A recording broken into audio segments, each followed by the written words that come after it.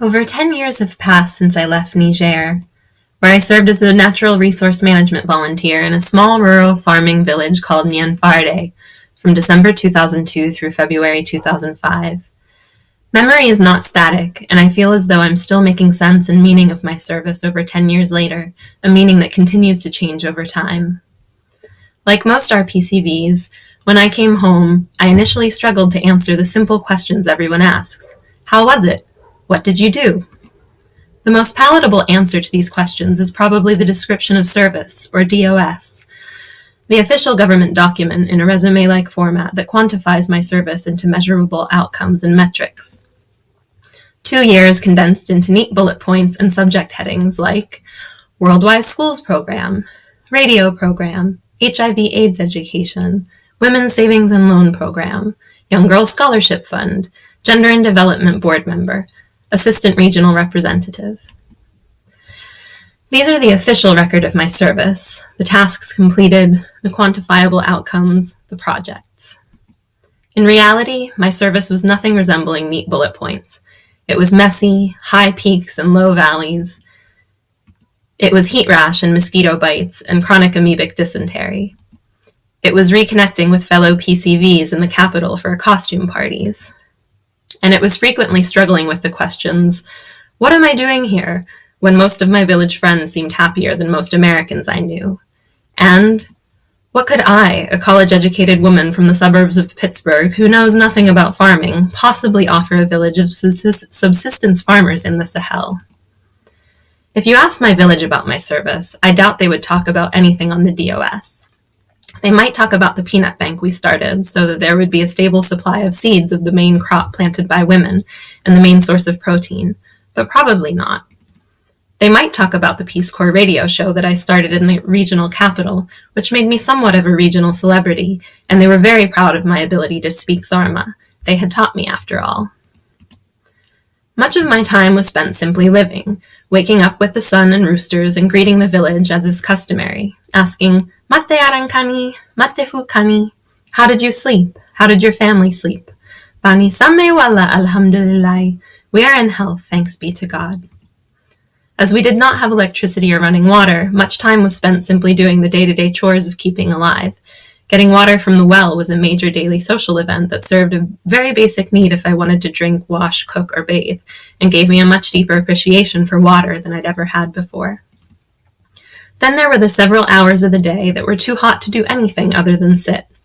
So there was a lot of sitting together, chatting, fakare. 10 years later, when I try to make meaning of my service, I think it boils down to, quite simply, relationships, connections, friendship, and love. Relationships are the heart of Nigerian society. Greeting people was an art form, and it was not uncommon to spend 5 minutes going back and forth with a song of greetings about family, health, village, and work. I often think about Peace Corps as grassroots diplomacy, growing relationships at the village level. We are the faces of America in the countries where we serve. Nigerians didn't see America as just the U.S. government. They saw America as us, the young, service-driven volunteers who were doing our best to learn the language, understand local culture, and connect our villages with opportunities for sustainable development. When I left for Niger shortly after 9/11, I didn't know what it would be like to be an American living in a predominantly Muslim country, whether I would be welcome there or even safe.